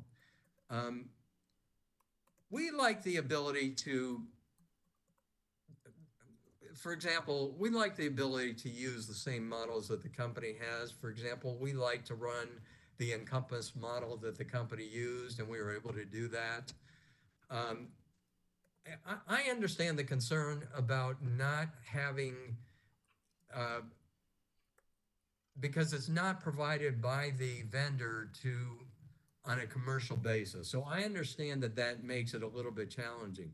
But what I would say to that is that if you have access to the inputs and you have access to the outputs, then you're able to use that information to make judgments about, and you can conduct your own analysis. And a lot of times what you're trying to do is find from the output whether or not results are just inconsistent. They don't make sense. And then you can look back to the input assumptions and you can try to figure out what drivers have possibly caused that. And then the other thing that you can do is develop things with your own models. You can develop your own tools or go out and get a commercial tool that will allow you to do the same thing. And because you got the input, you should be able to analyze the same thing. So I'm not suggesting that it's not a legitimate concern. I think it's nice for parties to be able to have access to the same models and be able to run, alternative cases, but I don't think it's 100% that you can't take other approaches in your analysis. That was very helpful. Thank you very much. I appreciate being able to come back and ask more questions. No, my pleasure. Commissioners, anything further? Vice Chair Powers? Mr. Head, I just really have one question, and I feel like the work that ORS and the interveners did had made a significant improvement in what we're looking at as far as the IRP. Is there any suggestions that you feel that weren't taken should really be addressed in the next update to the IRP? Anything in particular that you feel very strongly about needs to be pursued? I would say this. I feel very strongly that the working group, that the recommendations that we have, things like continue to look at integration costs, and I prefer to have my colleague discuss this because this is part of her testimony, but issues like integration cost modeling that we heard throughout this proceeding, the right appropriate place to address those issues is in the working group. And our hope is that the commission could take action to hold Santee Cooper's feet to the fire to address these things and not slough it off. And I don't say that they will, because we have evidence from participating throughout this stakeholder working group that they took issues seriously. They had VanRe, a consulting group, who addressed every issue, every question, and tried to have written responses to all parties on the issues raised. But we've heard a lot of good things throughout this proceeding from other witnesses that are ideal for discussion in the stakeholder working group. And I'll give you some examples. There was consideration of the company should use the UCAP versus ICAP approach. And there was considerations of using perfect capacity. I don't think there's anything wrong about what the company did for modeling this. It's industry standard. I can name many utilities that do exactly what the same thing what the company did. But it has been noted that other places, and mostly RTOs, are going to other approaches because capacity revenue considerations are critical. They're going to other approaches, And I think it's absolutely appropriate to evaluate those other approaches in the stakeholder working group. So that's, I hope I'm answering your question. If I'm not, I think you could probably redirect me and I'll be happy to provide more of an answer. No, you've answered my question. And of course, weekend's coming. We don't want to keep you here too long. Thank you very much. Thank you. Commissioners, anything further for this witness? Hearing nothing, Mr. Torrey, any redirect? No redirect, Madam Chair. Mr. Hayett, thank you very much for your appearance today and your testimony, and we certainly appreciate your testimony, and you may stand down. Thank you very much. Thank you. Mr. Torrey or Ms. Given? Madam Chair, ORS would call Leah Wellborn to the stand, who is appearing virtually. Thank you. Good morning, Ms. Wellborn. Can you hear us? Yes, I can. Good morning, Chair Belser. Would you state your name for the record for me? Leah Wellborn. And would you raise your right hand and let me give you the oath to swear you in? Do you solemnly affirm the testimony you're about to give will be the truth, the whole truth, and nothing but the truth? Yes, I do. Thank you. You may lower your hand, and Ms. Given, you're recognized. Good morning, Ms. Wellborn. Good morning. Since you've already kindly provided us with your name, would you mind telling us by whom you're employed and in what capacity? I'm a manager of consulting at J. Kennedy and Associates. Ms. Wellborn, did you prepare or cause to be prepared under your direction 6 pages of direct testimony pre-filed in this docket on September 22nd, 2023? Yes, I did. Do you have any revisions or additions to your pre-filed direct testimony? No, I do not. And if I asked you the same questions today as those posed in your pre-filed direct testimony, would your answers be the same? Yes, they would. Madam Chair, at this time, ORS would move the pre-filed direct testimony of Leah Wellborn into the record of this case as if given orally from the stand. Ms. Wellborn's pre-filed direct testimony will be entered into the record as if given from the stand. Ms. Wellborn, did you also prepare or cause to be prepared under your direction 1 exhibit marked for identification purposes as Exhibit LJW1 that accompanied your pre-filed direct testimony in this proceeding? Yes, I did. Do you have any changes or edits to your Exhibit LJW1? No, I do not. Madam Chair, at this time, I would move that Ms. Wellborn's Exhibit LJW1 be entered into the record of this case as the next hearing exhibit. Ms. Wellborn's exhibit accompanying her pre-filed testimony and noted as LJW1 will be marked for identification as hearing exhibit 24 and admitted into the evidence of this case. Thank you, Madam Chair. Ms. Wellborn, did you also prepare or cause to be prepared under your direction 8 pages of surrebuttal testimony pre-filed in this proceeding on November 17th, 2023? Yes, I did. Do you have any changes, revisions, or additions to your pre-filed surrebuttal testimony? No, I do not. And if I asked you the same questions today as those posed in your pre-filed surrebuttal testimony, would your answers be the same? Yes, they would. Madam Chair, at this time, ORS would move Ms. Wellborn's pre-filed surrebuttal testimony into the record of this case as if given orally from the stand. Ms. Wellborn's pre-filed surrebuttal testimony will be entered into the record as if given from the stand. Thank you, Madam Chair. Ms. Wellborn, have you prepared a summary of your pre-filed direct and surrebuttal testimonies? Yes, I have. Would you please present that summary to the Commission? Of course. Good morning, Commissioners. My testimony supports the load forecast, EEDSM, and renewable sections of the ORS report entitled Review of Santee Cooper's 2023 Integrated Resource Plan. The purpose of my direct testimony was to provide additional context and support for 4 renewable energy related recommendations that were identified in the ORS report. The purpose of my surrebuttal testimony was to respond to the company witnesses' rebuttal testimony and to discuss the resolution of ORS's recommendations. I will now provide a brief summary of the 4 recommendations I addressed in my testimony. Recommendation E1 relates to the company's effective load carrying capability, or ELCC study. ORS recommended that Santee Cooper investigate higher penetrations of solar and wind resources in the next study and discuss the results in a future stakeholder working group session. Santee Cooper agreed to implement ORS's ELCC recommendations. Recommendation E2 relates to Santee Cooper's modeling of solar resources. After determining that unrealistic amounts of solar resources were being added in a single year in the foundational cases, more than 2,000 megawatts in 2029, Santee Cooper created the preferred portfolio, assuming there would be a 300 megawatt limit per year of the amount of solar between 2026 and 2030.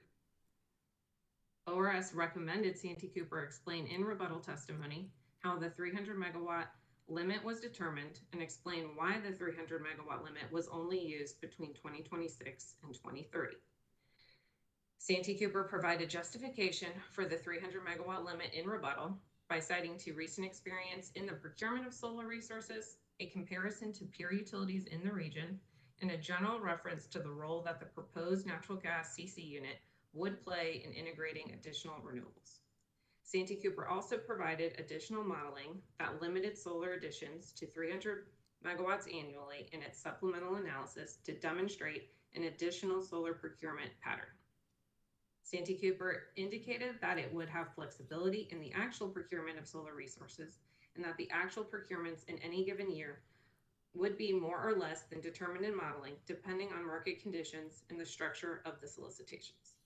ORS is satisfied with the additional justification Santee Cooper provided for its modeling limit and the additional modeling sensitivities that it conducted.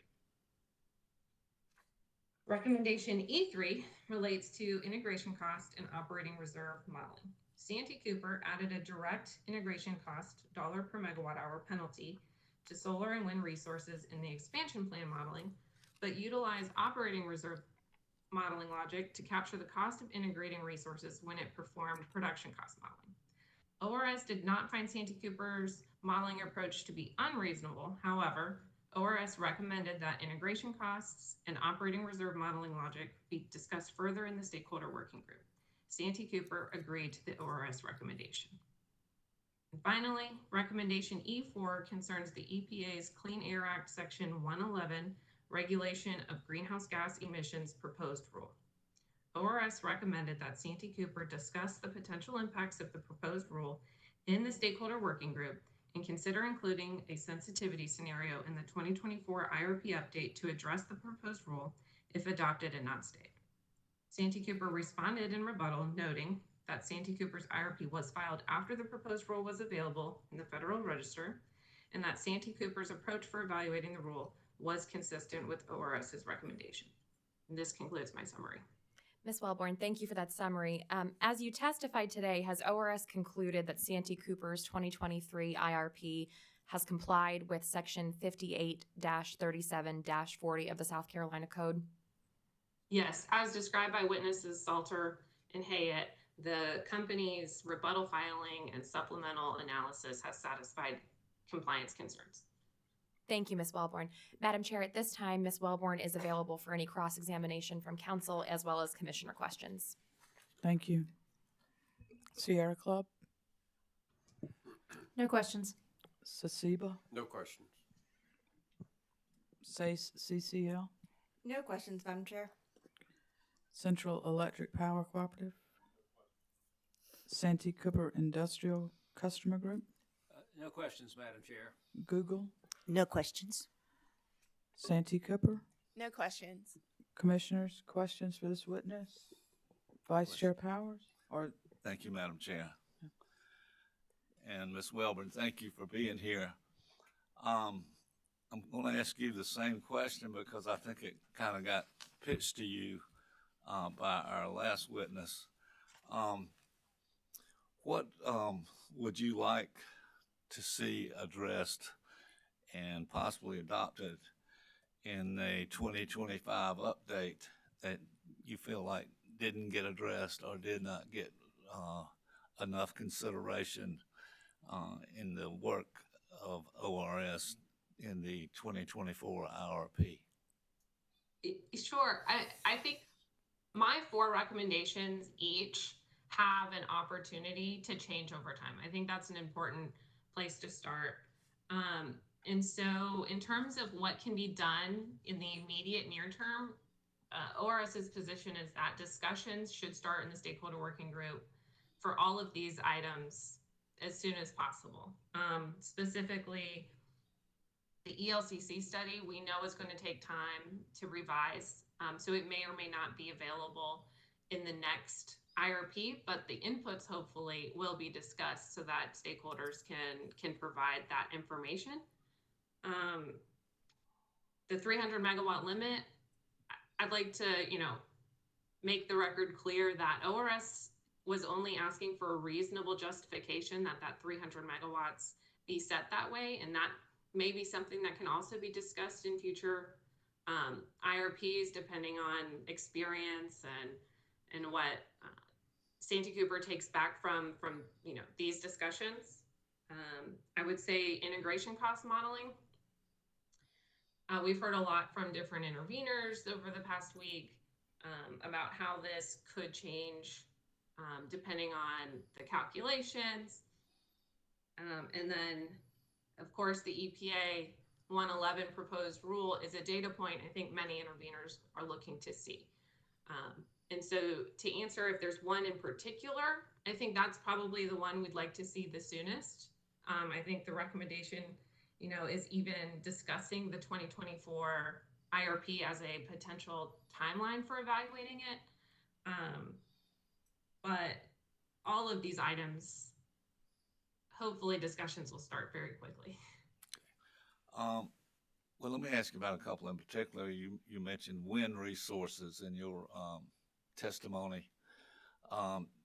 Is that something that's going to take, besides this commission being involved, is that something that's going to take legislative or statewide approval? I know they've done it in North Carolina, but I know tourism is a big driving force in this state. Do you have any thoughts about that?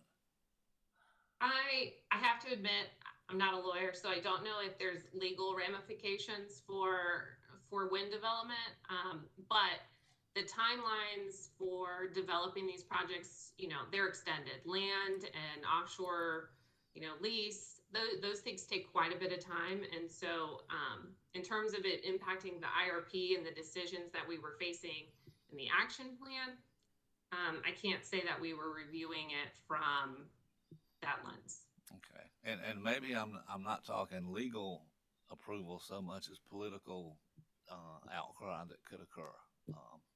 I don't know, and I don't have an opinion about it. I mean, I think specific land siting, some land may be more agreeable to having those types of resources than others, and so that will be an important part of future approvals of these resources.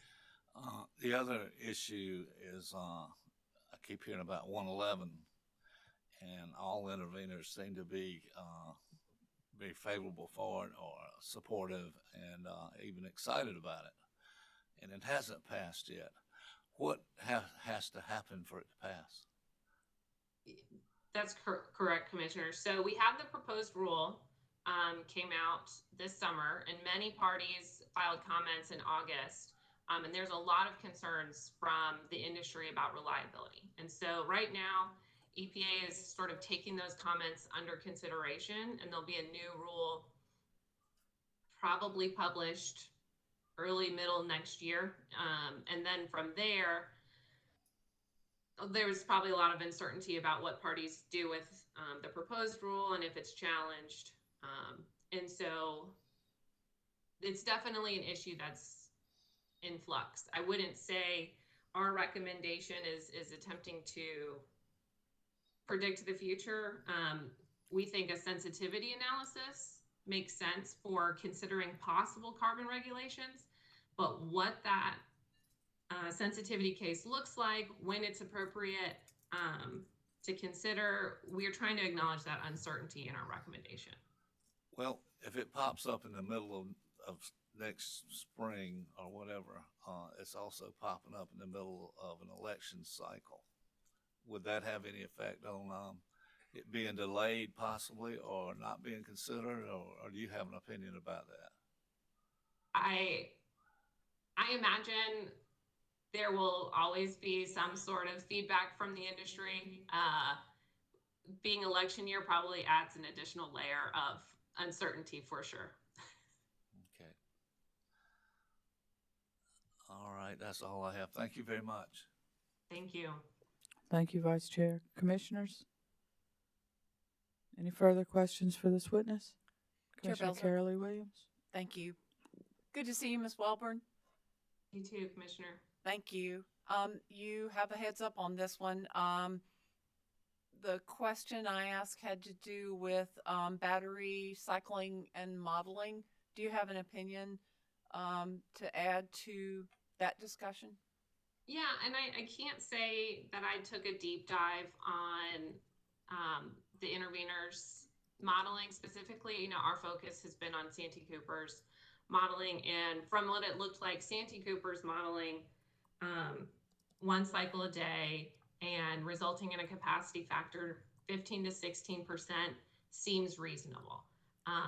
And again, I don't want to, diminish, but what the interveners are saying, it's a great topic for a stakeholder working group. You know, we don't see that what Santee Cooper is providing is unreasonable. You know, I think the situation was posed, well, what if these batteries are dispatching for a minute and then aren't allowed to dispatch the rest of the day?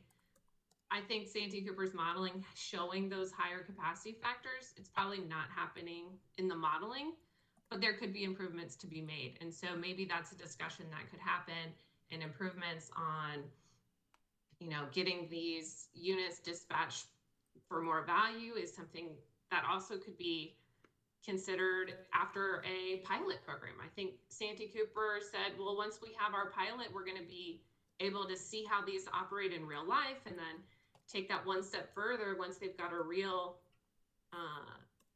operational unit, they can do benchmarking studies and make sure that their models are accurately reflecting their dispatch.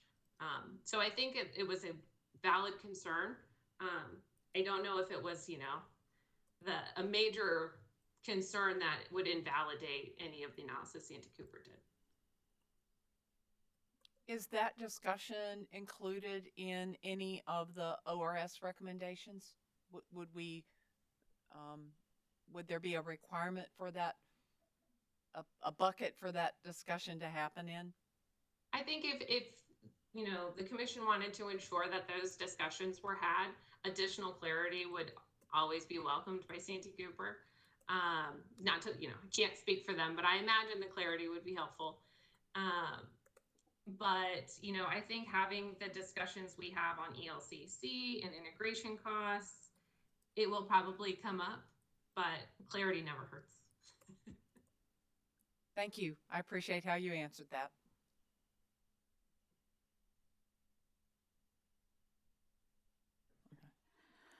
Commissioners, anything further for the witness? Hearing none. Ms. Given, any redirect? No redirect, Madam Chair. Ms. Welborn, thank you for your appearance and your testimony today. We appreciate your insights and sharing those with us. Thanks for having me. Thank you. You may stand down. Madam Chair, that concludes the presentation of ORS's case. Thank you. Anything further from Santee Cooper? Nothing. Anything further from any of the interveners? Okay. I think we are scheduled, is it February 5th, February 4th, when we come back? The commission's independent expert will render a report later this month, I believe. Then there will be time for some discovery by parties if needed, and then we come back, is it February 5th, I think? So we will, I don't know whether to adjourn or recess since we're picking back up, but we're adjourning today until we can come back in and have the hearing on the independent experts report. And as always, I appreciate everybody's courtesies to the commission, your professionalism. Y'all really are a joy to work with. So thank you very much, and appreciate all the witnesses and their diligence and their positions as well. So with that, we are closing this portion, and we'll be back in February for the last section. Everybody have safe travels as you go home or to town or wherever you're headed. So, and everybody have a wonderful holiday season too. Wishing the best for all of you. Thank you.